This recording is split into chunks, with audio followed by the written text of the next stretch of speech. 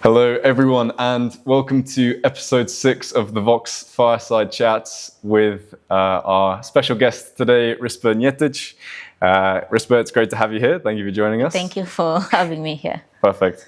So today's session will be 45 minutes, getting into a bit Risper's history and work, leadership lessons, and then we'll have 15 minutes at the end for a live Q&A. So please make sure to submit your questions. And without further ado, of course, thank you to the HR team for sponsoring this initiative with support from Brand and IT. So without further ado, Risper, I think as always with these conversations, it's important to start off with understanding the early context of the individual. So I'm wondering if you can take us back to your early days, your early childhood years, and what were the particularly formative elements that stand out to you looking back? So maybe I'll start with where I was born. So I was born in a village in Elgeyo-Marakwet County, approximately maybe 65 kilometers away from Eldoret town. This is Kerio Valley, very important to note in my journey because being born in a valley, you strongly believe that it's the end of the world. As a child, you will strongly believe that when you check, it's the walls around you. So basically that's it, where I was born.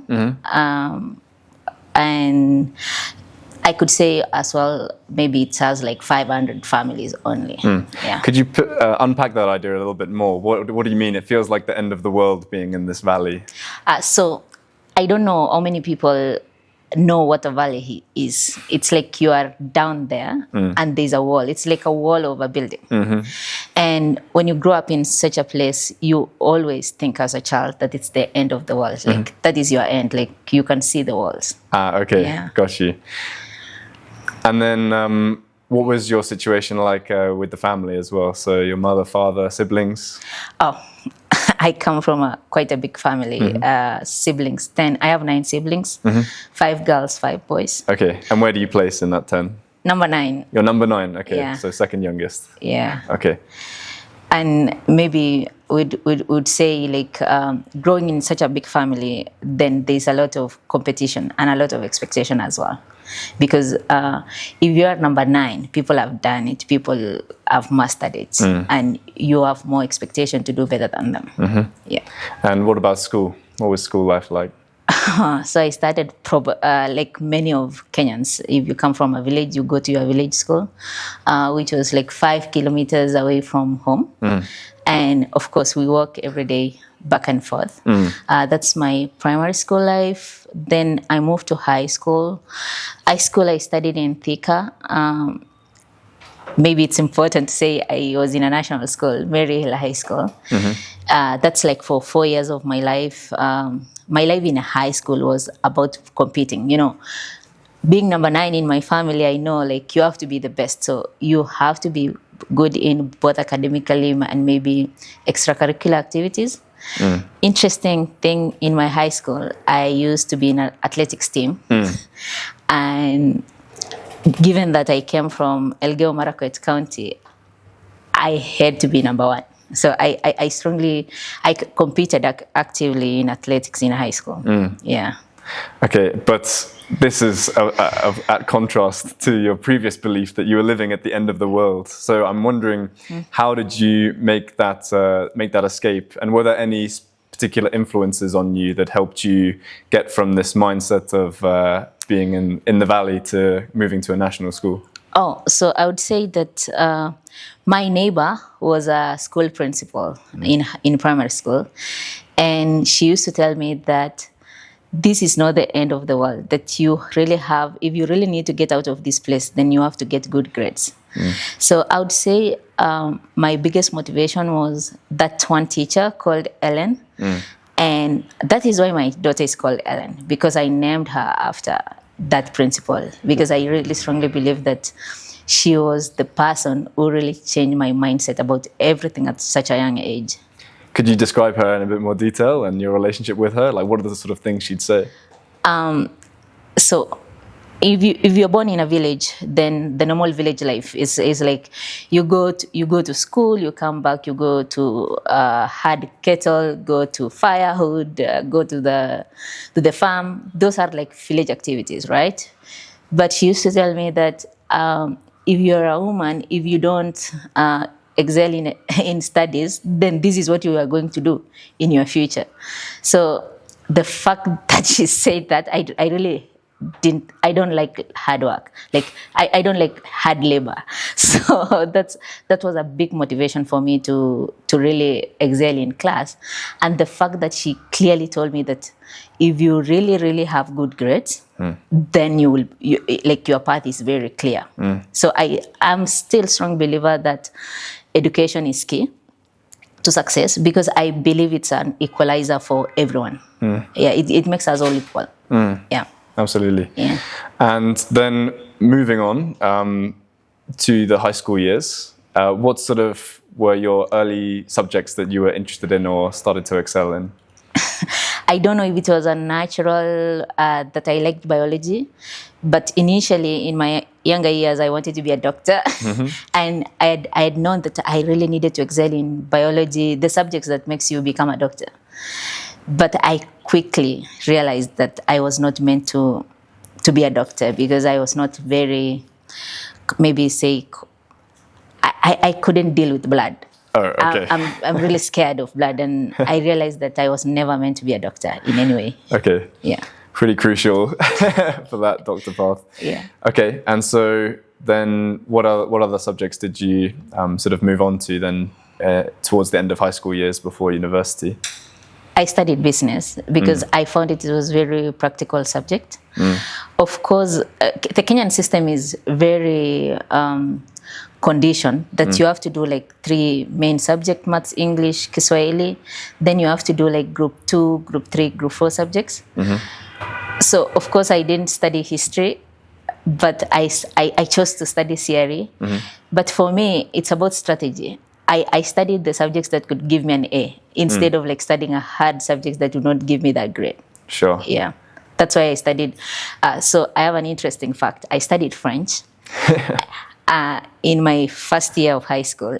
But I just realized, why should I stress myself that much if I can study business and still get an A? Why should I have to learn a new language? Right. And I quitted French. Okay. Yeah. So that was quite a strategic decision. It wasn't necessarily based on sort of passion or anything. It was.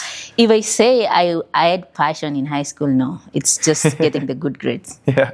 Okay. And how do you think you developed that sort of, I don't know, more strategic mindset? Because some people might say, let me just follow French because it's my dream to go to France, or it's a passion to learn. I'm not a strong believer of things just happen because you are passionate about them. I believe that anything that you do, you have to put in the work. And if you have ability to put in less work and get great results, then you know, like the low-hanging fruits. You just aim for something that can make it easier for you. Right. So that's why, I can't say I was following my passion in high school for sure. Yeah. Okay. And then after high school, did you have this usual sort of 2-year period pre-university? I think I was the last person, the last group that stayed for 2 years after high school. So I stayed at home. Basically for 2 years, I stayed at home, but I came to think about it. I had my first ever paying job as an M-Pesa agent during this period. Okay. Yeah. What was that like? I think the fact that I was counting money, I was happy, right? Yeah, you know, M-Pesa agent, somebody comes, deposits, and at the end of the day, you have floats, you go to the bank, you top it up. That was. Okay, how did you find that? I think I still have this theory, and I strongly believe it's good. Even if you think about a banker, right, who is counting money every single day, right?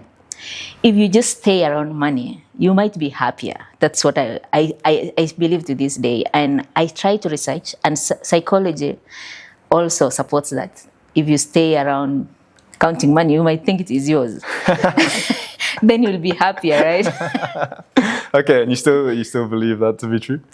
Yeah, I still believe that as much as the environment where you are will shape what you want to be. So if you stay in an environment where you are counting money every day, you will always want to get money, right? Okay. Yeah. And so then that was in those 2 years. Yeah. And how else did how did you find those 2 years? What else did you get up to? I really think it's about discipline, because coming to think about it is that 2 years just not having like clear, when you're going to school, it's good. When you're going for a course, it's like your time is planned. But when you're really choosing what to do, then it's about discipline to choose to do the right thing and still come back home, not go party, right? Yeah. Okay. And then on to university. So what did you study? How was the experience? I studied economics, and at this point now I'm about passion, right? So I think I like John Maynard Keynes, and at that point I know like there's classical economics and there's Keynesian economics, and then I realized that the people who are satisfied are the people who study economics, because you realize that human wants cannot be satisfied. And that was like a basic line in business, right? Like in business, there's an economics part, and then you say human wants cannot be satisfied, because once you get what you get, then you want more and more. And I strongly believe that economics can make people grounded. But coming to think about it, I had my brother's friend who was working in Central Bank at that time when I was in high school. And despite working in high school, his life was just the same. But he was accumulating more and more wealth.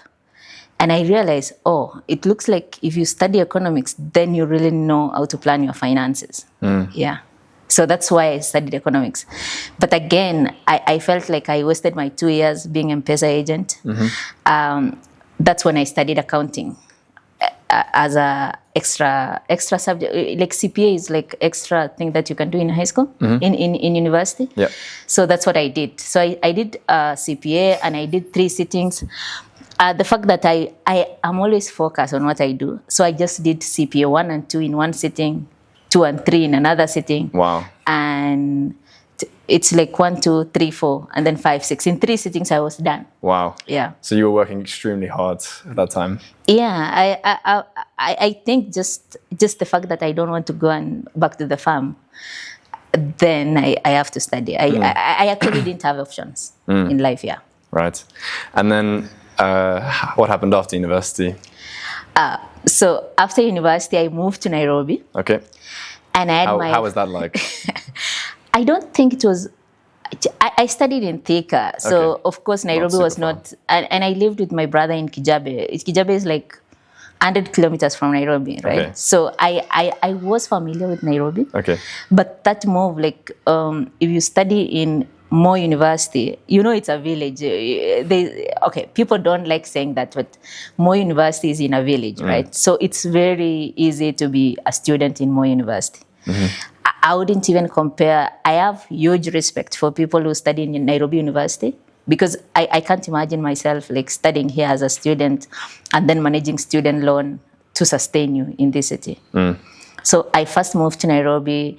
I lived with my brother, and then I got my first ever formal job as a SACCO administrator. Okay. But the fact it was formal job, but I was paid in cash. Okay. Then my friend, who is my neighbor as well, who was working in Chase Bank, and sent me a link to apply job in Chase Bank.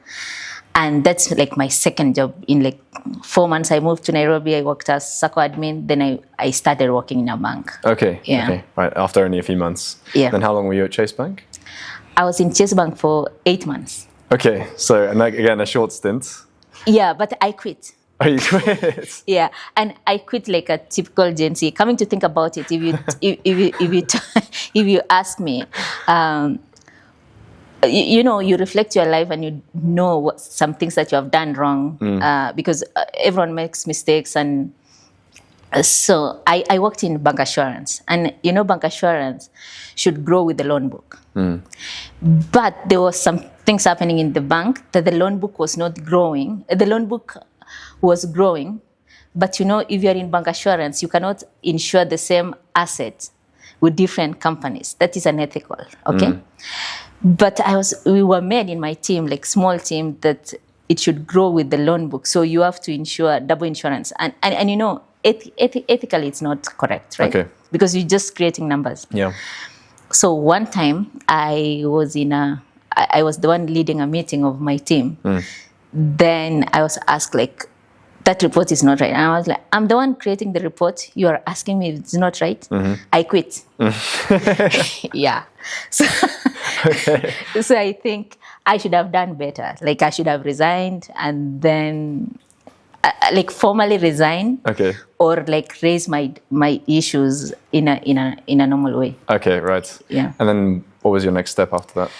I had steps. It's not like for these 8 months I didn't have a plan. Yeah. So from the beginning, I always have a plan, okay? And I always have plan A, B, C, and D. Okay. And I even have plan until F. Yeah. So my plan was that I was actively looking for a scholarship within this period. And already I had like 6 scholarship offers at this time. And one was full scholarship with even stipend. Okay. Wow. And I'm sure this is June, and I know that this scholarship will start in 3 months' time. Right. So of course I didn't. I quit but I had a plan already, like lined up for September. Okay. Yeah. Okay. So I had scholarship in UK, but it was not like full. Others were like partial.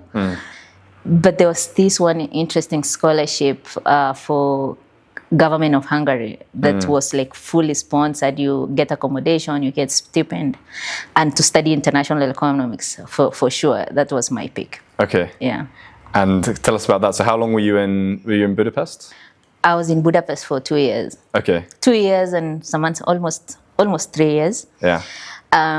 So Budapest is a beautiful city. I would advise people, if you want to travel to Europe, everyone wants to go to France, Croatia. They are beautiful cities, even Spain. But Budapest, I still believe it's like the HQ of party. Okay, yeah. And it's very cheap. Wine is cheap. Like many Kenyans should visit Budapest. You will really enjoy it. Yeah. Okay. And my 3 years for sure was a blast. Yeah, I only picked like 20 hours working for all those 3 years. I never wanted to work too much. I mean, I had stipends, so yeah. Only the money I was looking for was for travel. Yeah. Okay. And could I ask, like, what was the experience specifically as a Kenyan woman in Hungary at that time? Like, to be honest, I think I'm always on my zone. That's why I would be in a place and I don't really think about my experience. I think it was normal. And it doesn't mean, like, there are so many Africans in Europe, right? And even in my university, in my class, there was a guy from Ghana. We were like 2 guys from Africa. Okay. And my class was more like an international class. Okay. And there were people from Finland, Denmark, US. So it was more like an international setting. So I never felt like it's a difficult place to be. Okay. And for sure, I know people who move abroad for studies or for work might have challenges. But I think understanding who you are is a more critical part. Because when you understand yourself, so let's say if you're in Central Europe, there are not so many Africans, right? True. So if you take a trip to maybe Godolo or Debrecen, there are no black people. And kids will want to take a photo with you. Don't be offended because that's you. Just understand that the same way people would come to Kenya. If you go to my village, of course, people will want to look at you and take a photo. There's nothing wrong about that. Yeah. Okay. You said something quite interesting there, which was as long as you know sort of who you are, that's the main thing that matters. Yeah. Or like if you have this understanding of yourself, how would you say at that time you were very self-confident? Yeah, I would say I was very self-confident and self-aware because at this point I know what I can entertain, what I can't entertain, what I want. Okay. Yeah, what are my plans? Do you want to, because you have an option, you have peer pressure, you can't want to work 40 hours a week, but you can decide to work 20 hours a week because you want to tour the continent, because it was not a long-term plan for me. Yeah. And how do you think you got there at a still relatively young age to feel so confident or to have such a deep understanding of who you are? Like, how did you get there? I really think if you're born in a family of many people, you are mature already. And you understand what you want, and you understand the struggles, and you understand what you don't want to go back to, and you understand what you want to achieve. So I think that's what made me be in that part, that I understand myself. Okay. Yeah. And then, so two or three great years in Hungary. Yeah. Was it 2 or 3? 16, 17. Okay. Yeah. And then what happened after that? So I had a job, right? So immediately I finished. I was graduate trainee, and I had a job lined up for January, but I had like three months break in 2018. So I came back, and my friend who was working in Deloitte told me that there's a job, this company, even they don't know why it is, Watu credit, but I applied for you, so you can go for interview. It's in Westlands, like. So I went for interview, and my plan when I joined Watu was not to stay for that long. I wanted to stay in Mombasa. So at least I have something going on in my life for these 3 months. Right. And it was like a weighing period. I thought like I would go back. Okay. But again, I just think like it moved so fast that I liked what I was doing that I decided not to go back. Okay. Yeah. So what year was this that you joined Watu? 2018, around October 15th. Wow. Okay. Yeah. So 8 years. Yeah. How was Watu like in the early days? Could you give? So I'm almost 3 years old here, but what was it like compared to now? I'm just telling you, like honestly, and I know there are so many people who are in Watu at that time. Watu was a company with no structure, like like startup, and you'll understand this if you've studied. Of course, if you do masters, you'll always do like organizational behavior. It was like a startup phase. I can characterize that. Yeah. And that's why I was not that much planning to stay here, because there are so many things that happen in startups. Sometimes it's easier to join a company that's more stable with structures. And what was shocking for me was that everything was being done on Google Sheets. And you can imagine, I'm coming from like Diageo, everything is like their systems. Yeah.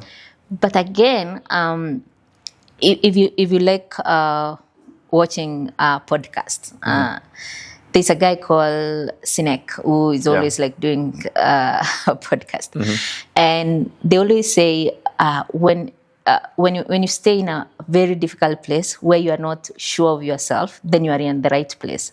So I think because I wasn't sure of what I want at that time, that's what I stayed. And I found it very interesting because every day there was a new challenge. And there was big room for doing something for you, like you can make an impact. And I quickly loved the culture. I would say like Watu in early days, there was like very few people, one office, everyone is sitting in the same place. And that's what I actually loved about Watu, and I still love that about Watu, the culture. Okay. Yeah. And what was your first role? So I joined as back office officer. That's what my friend applied for me. But I quickly, like within 2 weeks or 3 weeks, changed to senior back office operations. Because I remember, I don't know if I should say this story. So I went to back office and they were like checking the photos and approving on Google Sheet, open on Drive and approve. And I went back to HR at that time called Dimitri, and I was like, you are a nice guy, but I don't think I can do this. And he was like, no. There is a guy who is in back office. Saji was doing what cash flow team is doing right now, like back office operations, and wants someone. So I can make you sit with him.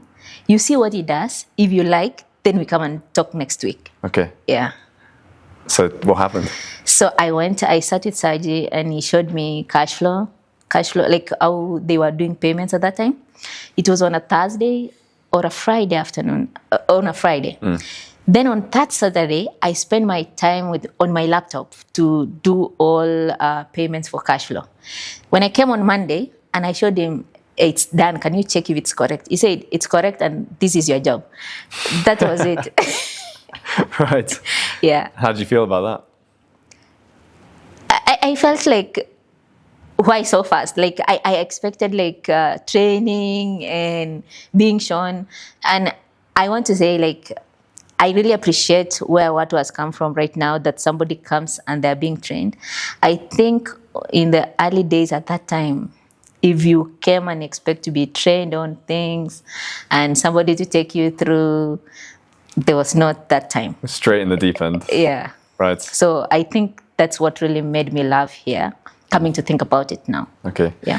And then can you walk us through the next few months and years at Watu and a bit your career journey since then? So I did that back office, it's like back office operations.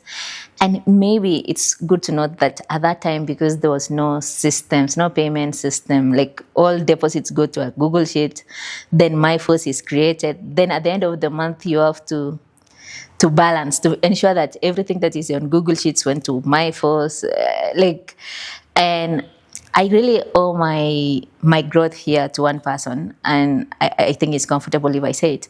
So Saji really, really pushed me. It's not like push you, but made me like want to know more. It's not like sitting you and teaching you. No. It's like telling you can do this, you can go to Udemy and teach yourself this. And I adopted that to myself, that anything that I wanted to solve, then I have to research and find out the solution by myself.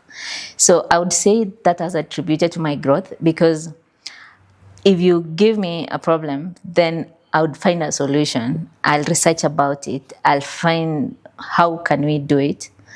And with time, it became like my expertise. Yeah.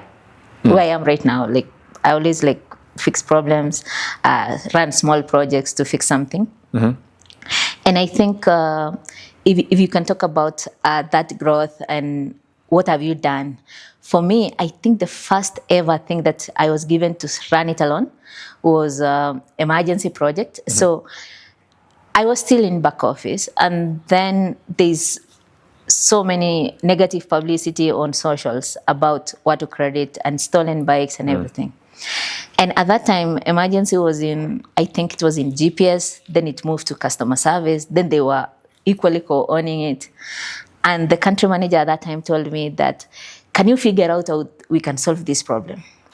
And I think that's when I said, okay, this team needs to be independent.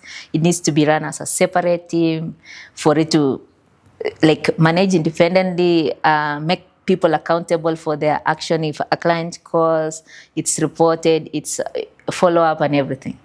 And for me, that is when I realized, so I can do something and it's successful. Because, you know, in workplace, I want to believe that you will never know until you try it. So if I come and tell you, okay, we are doing audit for phones, or we are doing reconciliation for down payments. If you want to do that down payment, that is when you will grow. You will learn something. But if you just asking, so what is there for me? Because many times you are asking someone, what is there for me? What are the KPIs? No, at this time there is no KPI. You are just trying to solve a problem. I think if you go with that mindset that you want to fix something and be passionate about it, then you are more likely to be successful. I don't know, but I strongly believe this is a theory, that if you just throw yourself somewhere and give your level best, sometimes with time you'll be great at something. Yeah. Just had the question, was there any cost to having this kind of mentality and throwing yourself into Watu and things you had to sacrifice along the way, or was this all part of the plan? No, it's not part of the plan, to be honest. If I say part of the plan, then I'll be lying. So one cost is that you will lose, if you really focused on achieving your own milestones at work, then your personal life is at one thing has to go. And I think for me, it's personal friendships. You know, like I had like these friendship groups. We go out, we have so many plans, and you find yourself that you are not showing up many times, and those groups just end. Yeah. So I think that's the sacrifice that I had to make. Okay. Yeah. And how do you feel about that now? I actually think, coming to think about it, I think it worked out for me, because I even realized that you don't need so many friends and groups, and it doesn't add any value to you. Like I realized that you should really have few dependable friends who have the same mindset and have the same goals. So, for example, if you strongly believe in a family like the way I do, then you should have friends who have families. If you want kids, then you should have friends who have kids. If you want to be successful, example, if you want to make money, then you have friends who have businesses. That's it, because then they will tell you where to invest. They'll tell you these shares that are being sold. So you have to find out what you want and find people who have the same. Yeah, same even at workplace. Like you cannot have friends. You can't have friends who, if you want to party, of course you can have friends who party every weekend, but you can have friends also who don't party. Like you have to figure out what works for you. Yeah. And of course, nothing is bad or good. I strongly believe that it depends on where you are in stage of your life at this time. Yeah. Yeah. I think that's so true. Like you become the sum of the parts of your closer inner circle, right? Yeah. Because that's your feedback loop. That's who you're hanging out with. Yeah. Okay, so thank you for that. Back to Watu. Yeah. What was your next role after that? And at what point as well did you move from Mombasa to Nairobi? No, we moved to Mombasa. So my next role after that, I did like a projects manager East Africa. Okay. And at this time, I think... What year was this, sorry? I think 2024 or 2023. Right. I don't remember like clearly. But at this time, I really wanted to settle down. And one of the cities that I saw myself settling in is Nairobi. And I didn't feel like I could stay in Mombasa anymore, but it's just aligned that the business was moving to Nairobi. Okay. Which were the other cities that you were considering out of interest? I've never considered another city, to be honest. Like, I love Nairobi. I love visiting other cities. I love Mombasa too, but only for 2 days. Okay. Yeah, the beach and then just go back to Nairobi. So let's just say why I love Nairobi. Sure. Okay? Yeah. Even if you go to a restaurant, even if you go to Karura, you will meet people who have almost like-minded people. Okay. Yeah. I believe this city is very competitive. And if you live in Nairobi and you live in Eldoret, those people are not the same. I strongly believe, because here you will see what is new, what's happening, what's new investment. Like, you will be challenged. I believe if I live in a city like Eldoret, then I'll just be okay, very okay. But here you are never satisfied. Okay. Yeah. So it pushes you in this competitive environment, as you said. Okay. So how are things after you moved here? No, I think I love it here, and I love work. So maybe the only thing I don't like in Nairobi is that the traffic. But I always have this belief that if you can change something, you cannot be complaining about everything. If you cannot change, just accept it and move on. Yeah. So that's something that I've accepted and moved on. Yeah. Okay. And in terms of now your role at Watu, so what are you doing these days, and how do you find it? So my role currently is Operations Excellence Kenya. So basically my role is more project based. But I also oversee the QA team. So QA team, and as well as, so I have like these small running projects around fixing issues. And this is, I don't know if many people know that I'm always working with everyone. in this project. So I wouldn't say like I work alone. I work with Jay, I work with Neva, I work with Chris, I work with Simo team. And maybe at one point you can ask me what I'm doing currently. That could be like the correct the correct questions. Okay. Yeah. So I'm currently working on down payment reconciliation, return funds, and CRB process, as well as QA automation. Yeah. Okay. So those are like the 4 things that I'm focusing this year. Okay. Yeah. And are you happy in this role? I'm happy. If I wasn't happy, then I wouldn't be. I'm one person who it's either I'm happy, and if I'm not, I would express it. And if it's not working for me, I'm one person who believes that there are so many opportunities everywhere, not only in Nairobi or Eldoret. There are many opportunities, even in Perth, if you want to go. You can move to any city if you want.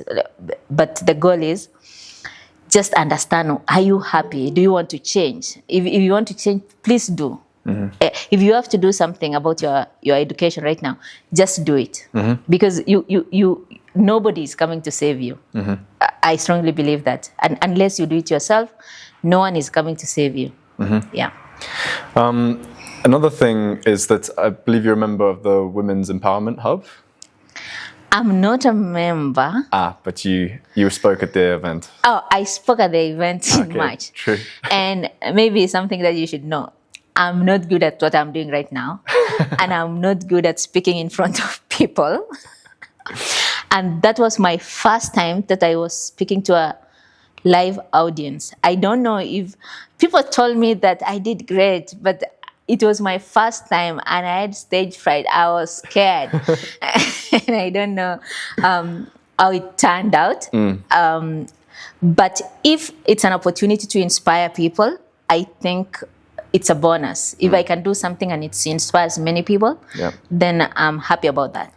And I hope you don't mind me saying, but like before even this conversation, we were discussing how both of us still get a bit nervous before coming on. How is it feeling now, live and direct? The good thing is that I'm really focused on what you're asking right now, that I'm not feeling that much pressure than the imagination of how is it going to be. So the people watching, maybe you can give me feedback because I was like so much stage fright. Yeah, that's what we call. Okay, but it gets better. I know. Now I feel, I just don't want to look at the screen. Yeah, you can just look at me. It's okay, sorry. Okay, and then kids, at what point did your children come into the equation? 2019 and 2025. Okay. Yeah. And so how is that being a mother of 2?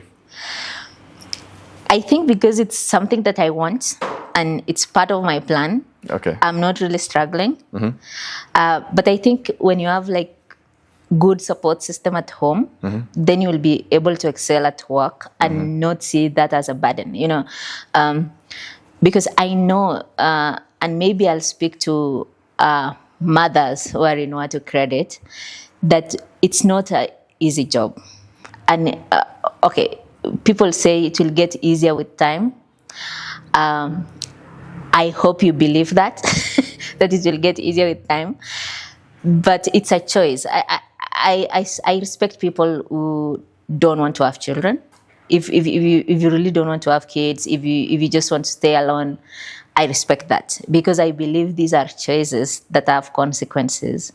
And one of the consequences, example of being a mother, is balancing how you can be good at work and how you can be good at home and how you can run errands for school days, you can run errands for hospital days and everything, and not affect your work. Because I know that people are struggling, and I think the biggest struggle is because maybe you don't have that support at home.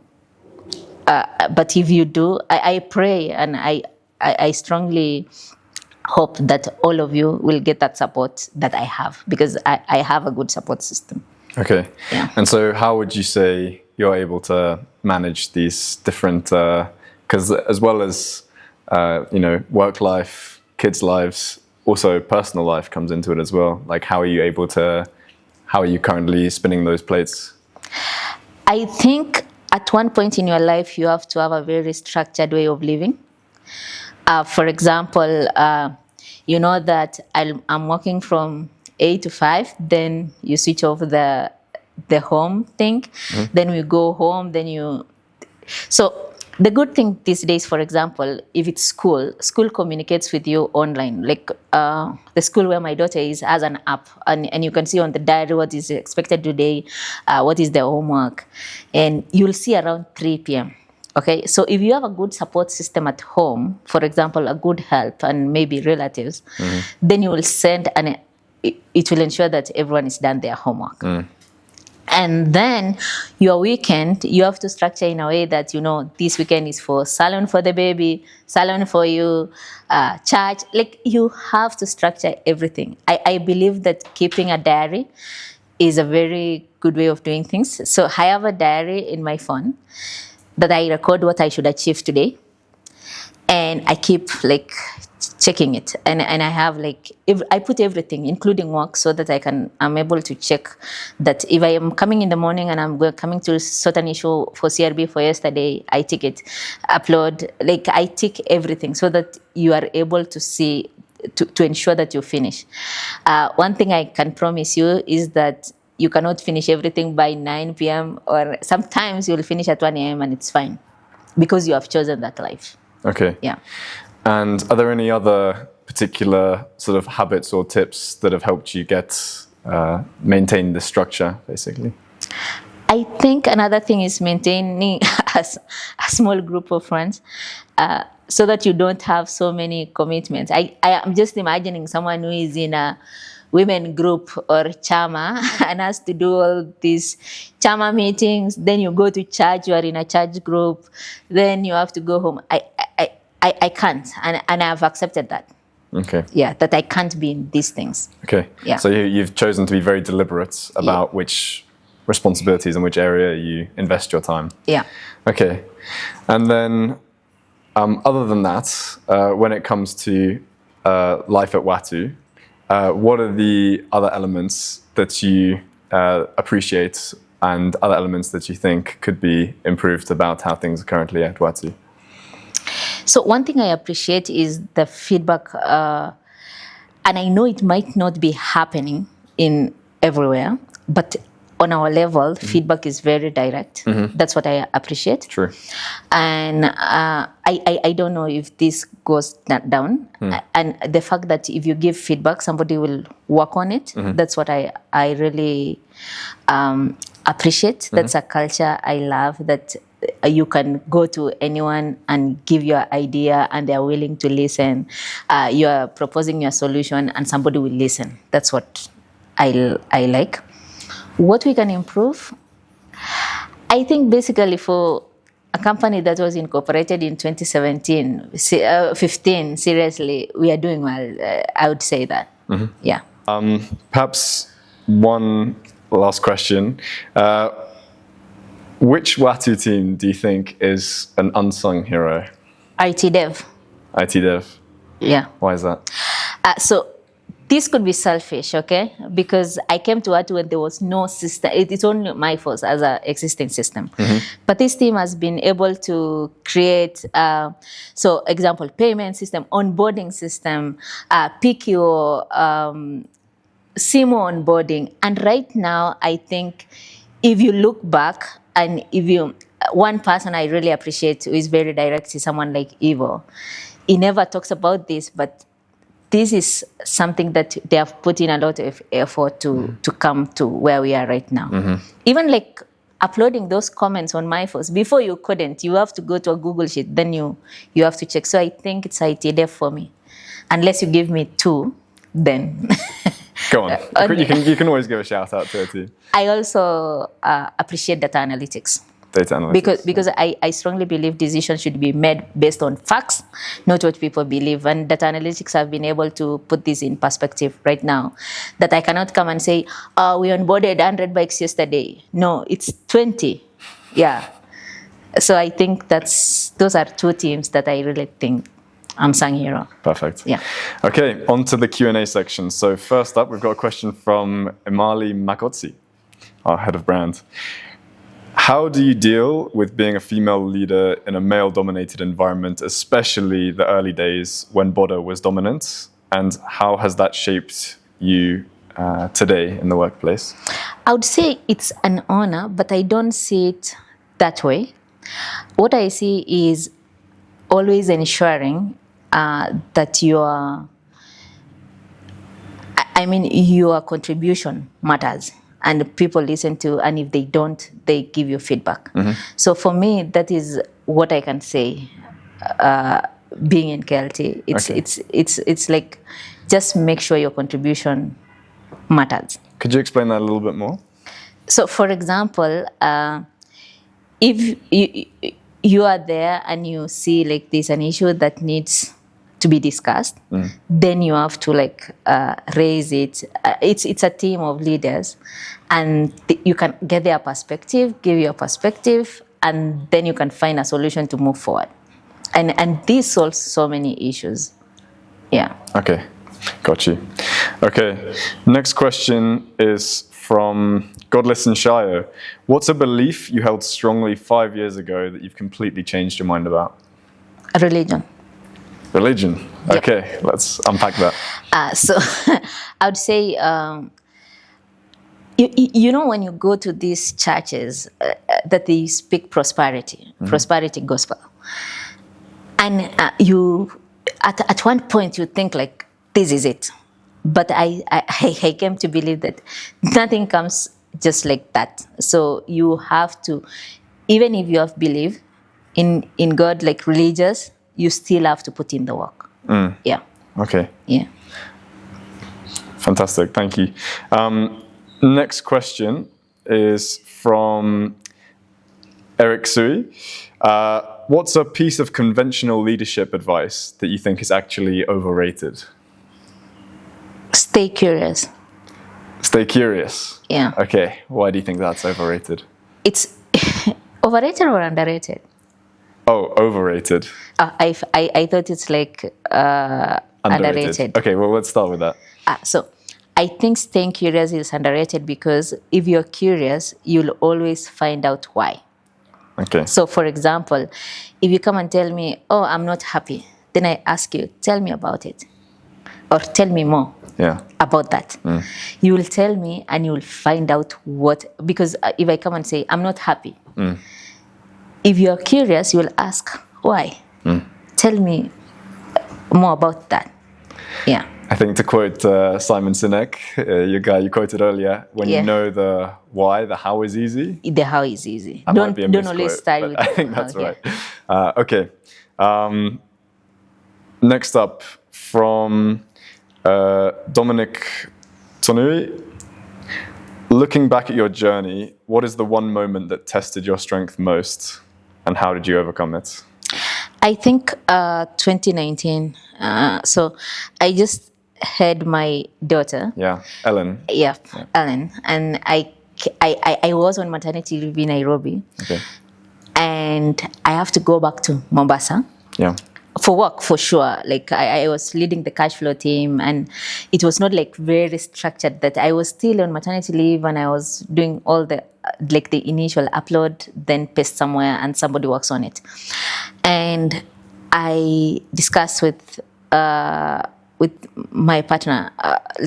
He was telling me, you don't have to go to Mombasa. Just stay here. We'll find another job. You already can find a job for sure. So I think for me, that really tested what I really wanted. And I strongly believe that the belief that I held forward to changing lives, empowering people, and coming from where I came from. I know that we are reaching those people who could otherwise have no access to financing. Yeah. I find that quite interesting about, you mentioned about sort of the purpose element of working at Watu. How important is that for you? And could you explain, what do you think the purpose is that we're working on here? So for me, and I strongly said that border product was close to my heart. And the reason is, I explained earlier that I'm an economics student, right? Yeah. If people don't have jobs, the insecurity will go high, because of course you gotta eat, right, or you have to provide for yourself. But when people are employed, if they have access to this finance, they are busy. Like, they'll be busy the whole day, and at the end of the day, they are tired. They'll just go and sleep, right? So for me, that element that we are solving a problem that existed for the society, like society is like as a country, an employment problem and an income problem. So if someone is able like to feed their family, then for me, I would be like, I would say that should motivate you. Okay. Yeah. And how important is that to you now? So It's still very important to me right now. And if you work with me closely, especially the commercial team, I really always passionate about solving a client's problem long term. So for example, a client comes and has been in reposition 3 times.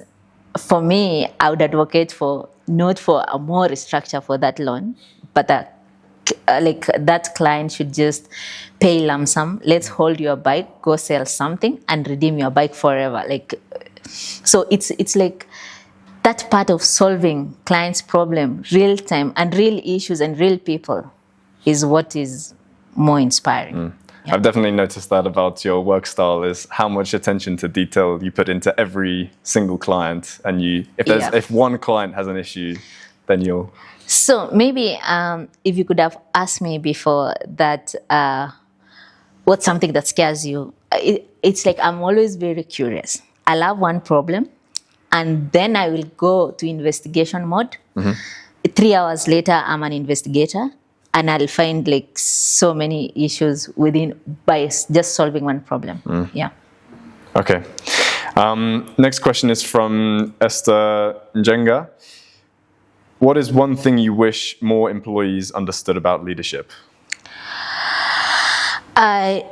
So I would answer that by saying that leadership is more of a service than a position. So I wish many people understood that when you are leading people, you are carrying their problems. You have to filter what they. So, for example, you cannot be. You are not a You cannot take everything from. When you're leading people, you cannot take everything from your people and take here. You have to filter. Sometimes you have to give hard truths. Sometimes you have to have hard conversations. Sometimes we are happy. Sometimes we are not. But regardless, you have to move on. You don't have a holiday like, I'm taking a break. No.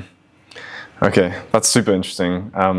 Would you define your leadership style then as sort of servant leadership?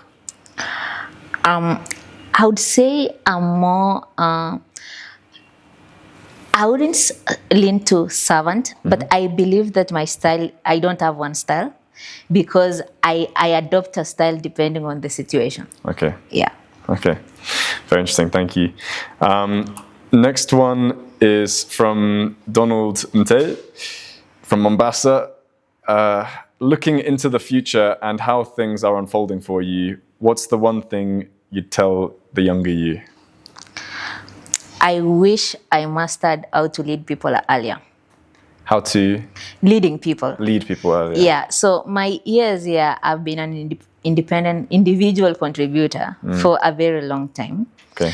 And I think around 2025, 2024. So for a long time, I had like a small team in back office, the cash flow team, but it was only like 3 people or 5, right? And when I started like doing this for myself and investing on like understanding leading people, I wish I understood that earlier, like 5 years ago. True. Yeah. Okay.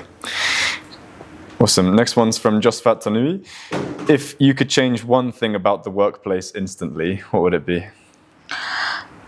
I would break the walls. Explain. You want to tear down the building? No. So, you know the way we work, like departments, customer service, they have their own KPIs and they understand this, and then commercial has their own. I would make everyone understand everybody's key performance, and then say, okay, this does not make sense, this makes sense. This way, it means if I'm serving a client, I understand like the ripple effect of my impact. So for example, let's pick a simple one. A client walks into Vision Plaza and they are listed on CRB. True. And they say my phone was stolen. At this time, if you understood what the contract says, you'd just answer that client and say, your contract stipulates that you should clear your loan whether the phone is stolen or not. But what happens?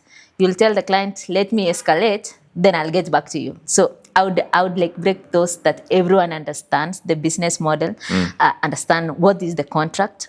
Everyone understands that.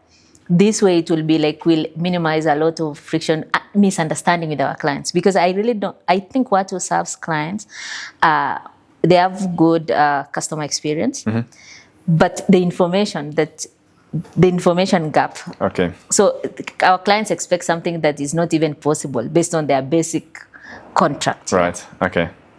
Very interesting. Next one's from Ngandi Mgala. Could you share a time when a decision in the business did not go as planned and what that experience taught you? I'm trying to remember that a decision did not go as? A decision in the business did not go as planned. I really think if you understand what a business model, it's always like moving parts. Okay. And I think the fact that I have that strong belief that this is a very good model, that we are just going and then we see if it works, it doesn't. I don't have that situation that it did not go as planned because I don't strongly believe in plans anyway. Okay. So a bit more like the plan is to have no plan. Yes. Or nothing can go specifically wrong because we're sort of still moving forward and learning from those mistakes. Okay. Yeah. Next up, I've got 7 quick fire questions for you. So just a rapid response as we're almost at the end of our session. A single phrase that makes you smile or cheers you up. Let's do it. Let's do it. Yeah. Okay. Why? Because it's both scaring and then you don't understand. Like it's like you are just getting yourself in doing something that you really don't fully understand. Okay. So it's inspiring as well. Like this session today? Yes, like this is a let's do it moment. Yeah, let's do it. Got you. Yeah. When was the last time you cried? To be honest, in real life, I don't cry, but I cry in movies. Like I rarely cry. So I watch movies and I could be emotional at that moment. So maybe last Saturday I watched Notebook again that I've watched like 7 times. And I always cry when I watch that movie. Beautiful. Thank you. 7 times, Notebook. Yeah. Is it your favorite? No, when I... Sorry. Quick fire questions. I'm getting distracted. What's something you can't let go of? My phone. Okay. What's your guilty pleasure? Movie marathon. That's why I don't watch series. Okay. And what's your favorite movie to do a movie marathon? That's why I watch only movie for 1 hour, 30 minutes. Okay. Yeah. What's your least favorite trait in other people? Lack of accountability. Or I can phrase it like you are confidently wrong and you have no interest in learning. Okay. Yeah. What's a fun fact about you that most people at Watu wouldn't guess? That my brain is always in 3 places at the same time. Are you sure people wouldn't guess that? I don't know, but you could be discussing a topic. Yeah. I have analyzed it. Yeah. I've concluded and I've made a decision. Okay. And I'm just there listening. Okay. And finally, what do you like most about yourself? I think the way I mind my business. People talk a lot of things around me, but it doesn't affect me. So I think it's part of I believe it's a superpower. Okay. That it doesn't affect me. Really. To be sort of focused on your own journey. I'm always focused on my goal, and I always strongly believe that if it's true, it's true. You have your truth, I have my truth, and then there's our truth. So it doesn't. Don't bother. Beautiful. Thank you so much, Risper. Before we close up, do you have any other thing you'd like to share? maybe I would say I appreciate this session because one of the things that I did in 2025 was just to work on myself, on my leadership style, or just position myself. And sometimes you find like a coach or something. And one of the things of doing this is that I really want to get to talk and be on stage, but I was really scared before. And this is an opportunity for me. So when you asked me to do this, I was like, maybe this is an opportunity to challenge myself. So I hope I challenge myself enough. I think absolutely. And you did an absolutely fantastic job. I think everyone will agree. Super inspirational story and a natural speaker in front of hundreds. So congratulations to you. Thank you. And thank you to everyone who joined. We look forward to catching you in the next one.